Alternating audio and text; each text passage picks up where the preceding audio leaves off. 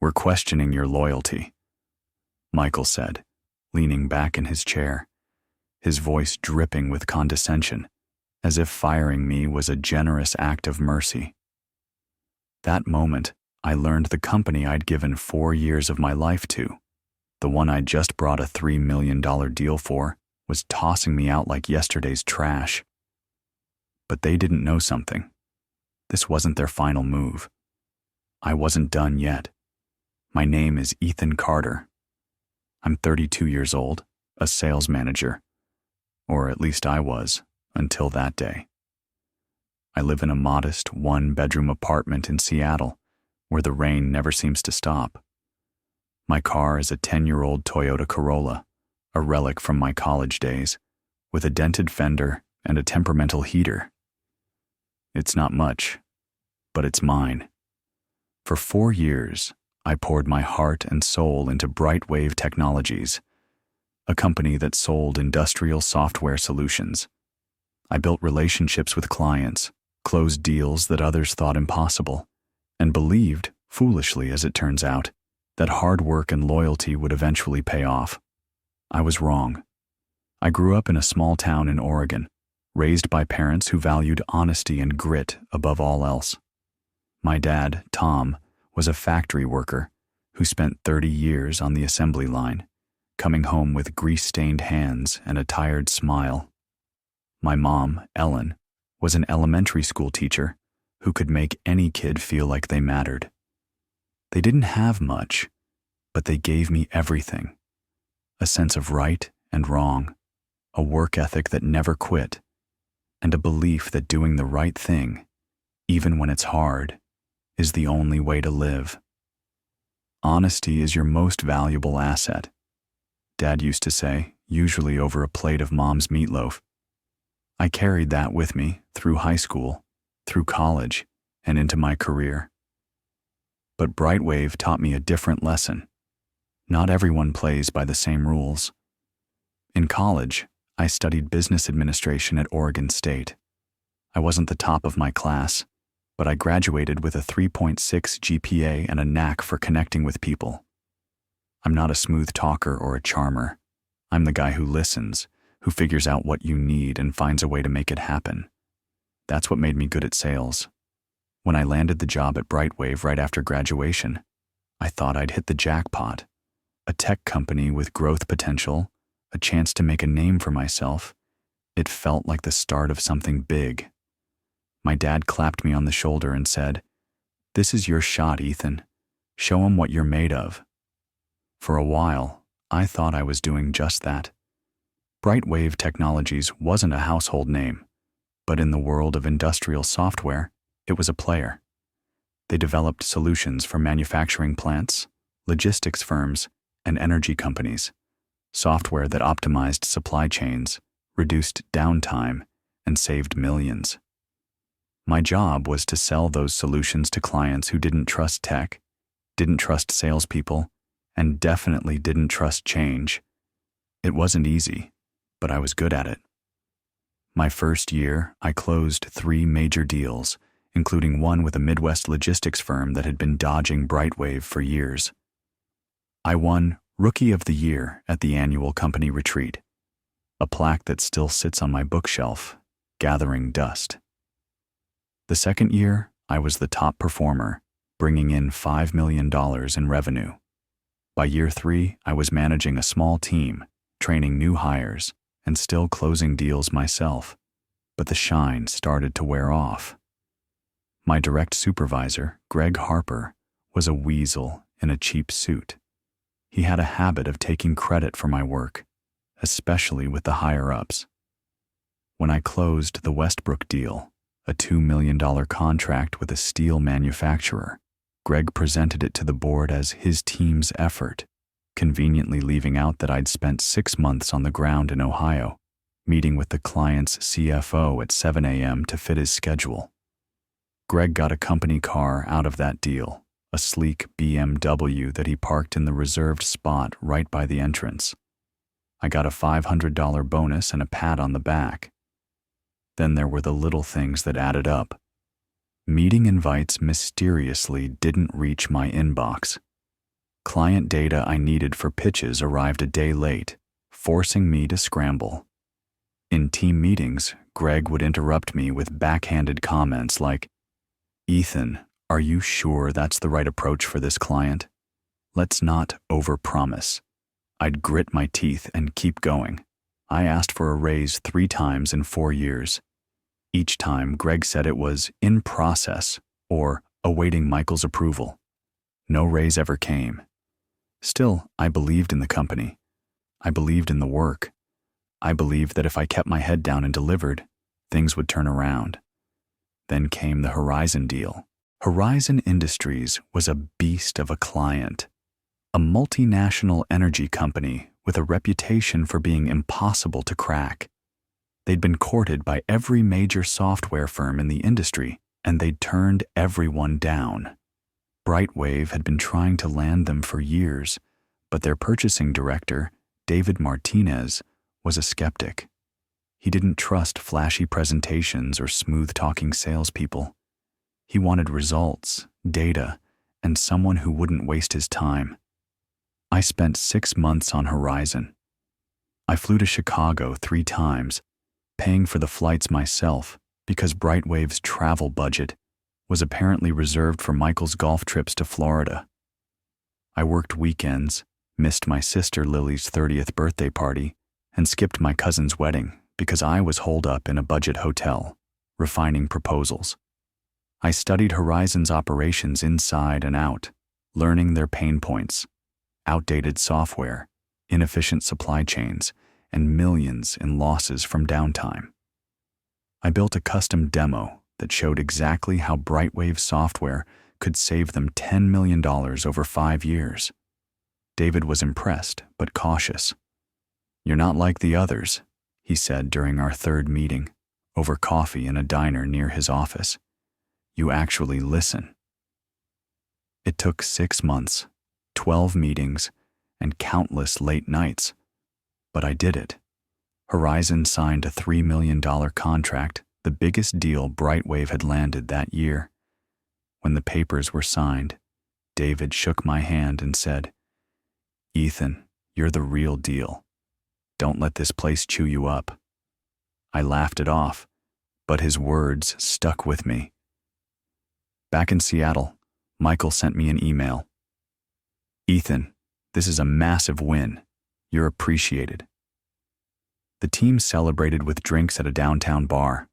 I wasn't invited. I saw the photos on Instagram the next day.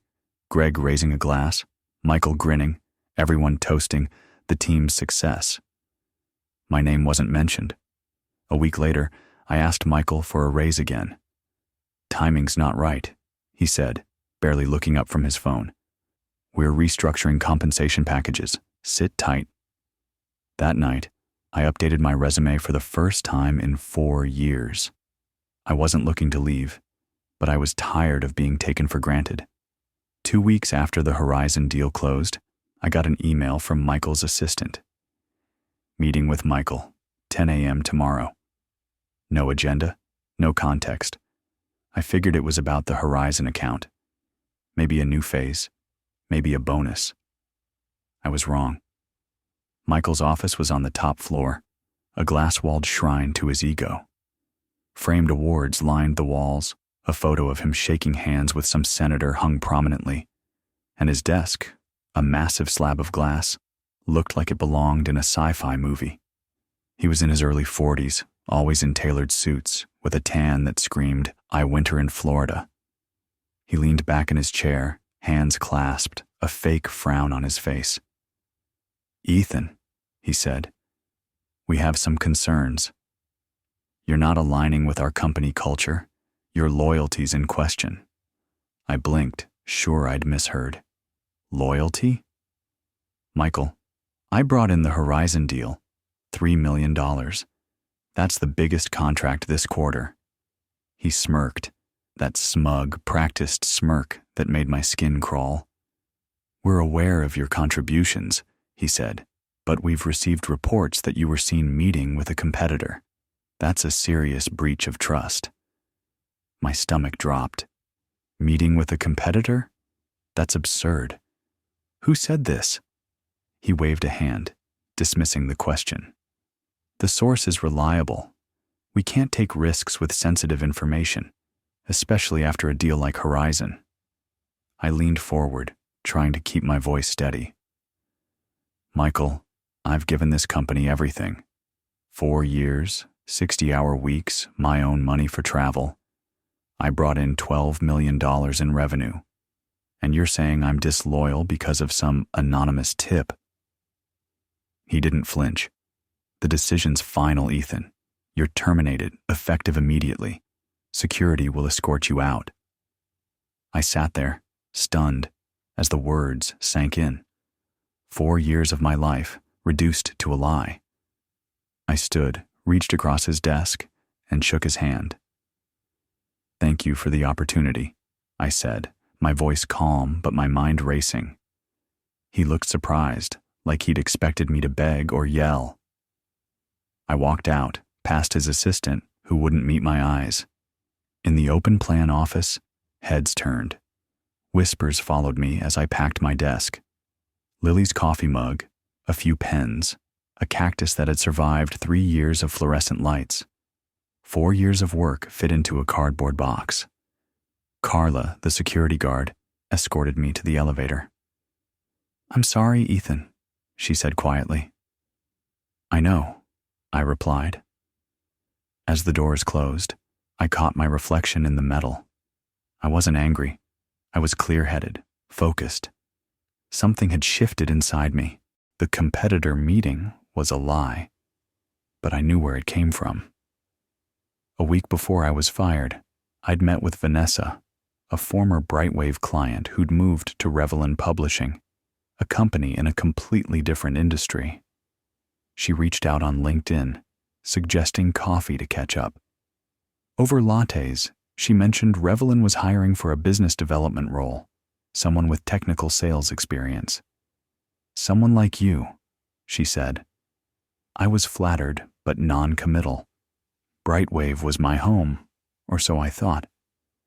I took a vacation day, earned, not stolen, and went to an informal interview at Revelin's office. It wasn't a secret, but I didn't broadcast it either. Someone saw me in their lobby and ran to Greg. By the time it reached Michael, it was twisted into Ethan's leaking secrets to a competitor. Greg had always resented me. I was younger, better at the job, and didn't kiss up like he did. He saw his chance to get rid of me. And Michael, who never liked anyone outshining him, was happy to play along. The Horizon deal was the final straw. It wasn't just about the money. It was about the spotlight. I'd made Brightwave look good, and they couldn't stand it. I drove home in my Toyota, the cardboard box rattling in the passenger seat. My apartment felt smaller than usual, the rain louder against the windows. I cracked a beer and sat on my thrift store couch, staring at the cactus. 4 years, $12 million in revenue, countless nights, weekends, missed birthdays. And for what? A lie and a handshake. I called Lily, my younger sister. She's a graphic designer, fiercely loyal, and the one person who always knows when I'm bullshitting myself. They did what? She said, her voice rising. Ethan, you practically built that company. You need to sue them, or burn the place down. I'm serious. I laughed, the first real laugh I'd had all day. No arson, Lil. But I'm not letting this go. I didn't sleep that night. I pulled out my laptop and started digging. Brightwave had secrets, and I'd heard enough whispers to know where to look. Michael had a reputation for creative accounting. There were rumors he'd skimmed commissions from big deals, funneling money to personal accounts. No one dared question him. He was the golden boy, the CEO who'd taken Brightwave from a startup to a $100 million company. But I wasn't just anyone. I'd been in the trenches.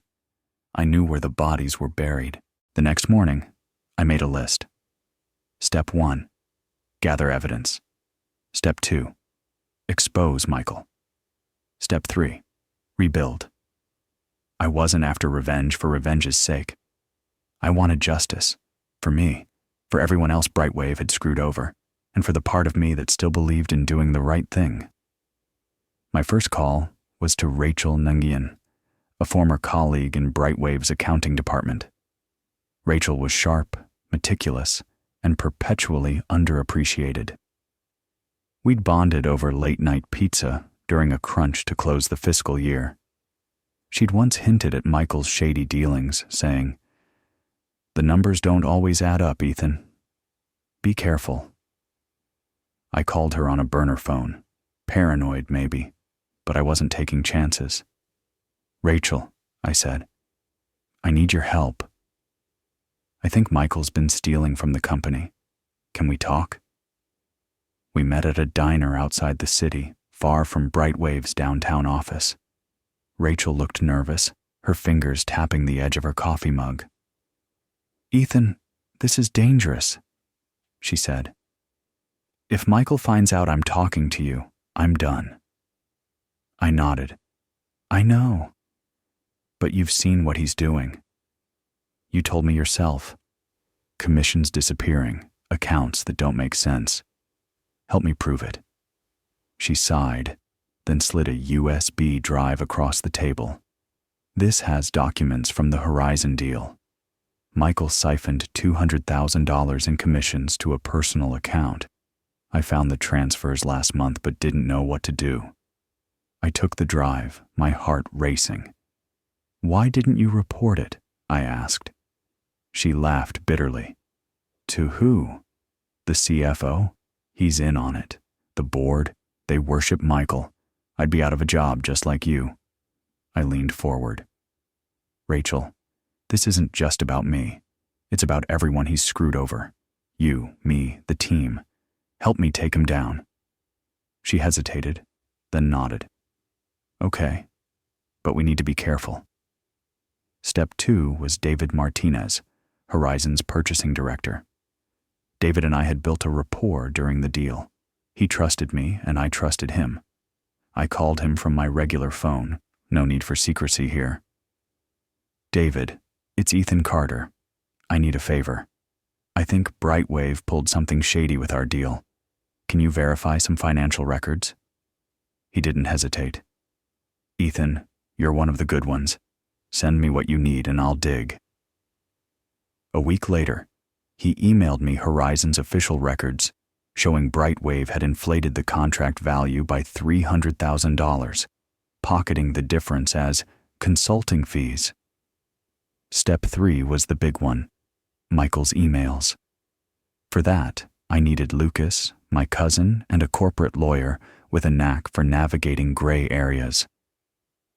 I drove to his office in Bellevue, a sleek building with views of Lake Washington.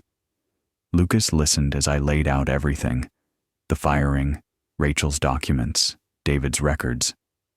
"This is fraud, Ethan," he said, leaning back in his chair. "Big time.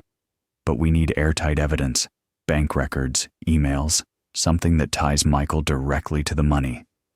I nodded. "I know. That's why I need your help. And maybe someone who can bend the rules." Lucas raised an eyebrow. "You're not suggesting what I think you are." I shrugged. "I'm suggesting we do what it takes."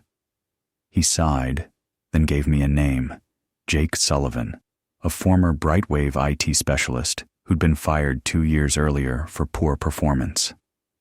The real reason? Jake had found security flaws in Brightwave systems and reported them to Michael, who saw him as a threat. I tracked Jake down through a mutual contact.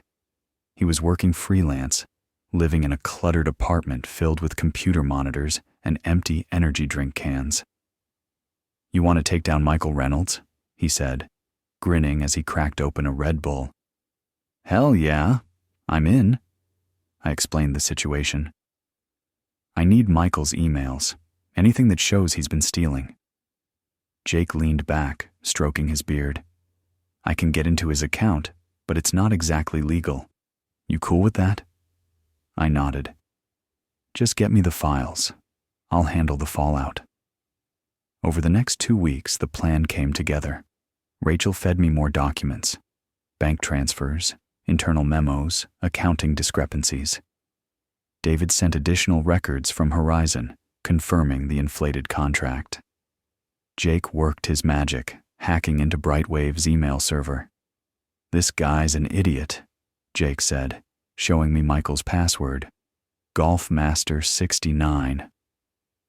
A week later, Jake delivered a treasure trove, thousands of emails, including a thread between Michael and the CFO, Brian Kessler, detailing their scheme. They'd been skimming commissions from 12 major deals over 5 years, funneling $1.8 million to an offshore account in the Cayman Islands. The emails were explicit, arrogant even, as if they thought they'd never get caught. Lucas reviewed the evidence and whistled. "This is a slam dunk. But we need to play it smart. If we go straight to the DA, Michael might cover his tracks. Let's leak this to the board first, anonymously. They'll want to handle it internally to save face." I agreed. Jake set up an untraceable email account, and we sent the board a curated package: key emails, bank records, and a summary of the fraud. We didn't mention my name or Rachel's. The subject line read, "Urgent. Financial misconduct by senior leadership." 2 weeks later, the hammer dropped. Brightwave's board called an emergency meeting and fired Michael and Brian on the spot. A press release cited personal reasons, but the truth leaked fast. A local business journal ran the headline, "Brightwave Technologies rocked by $1.8 million fraud scandal." The article didn't name sources, but it detailed the commission theft, citing internal documents. Brightwave's stock plummeted 40% overnight. Major clients, including Horizon, canceled contracts, unwilling to work with a company mired in scandal. The DA's office moved quickly. Lucas had sent them the full evidence package, again anonymously, with a note.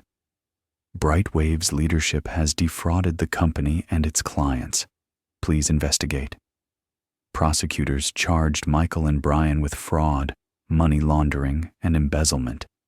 The trial was a spectacle. Michael, in a tailored suit, tried to play the victim, claiming he was misunderstood and set up by disgruntled employees.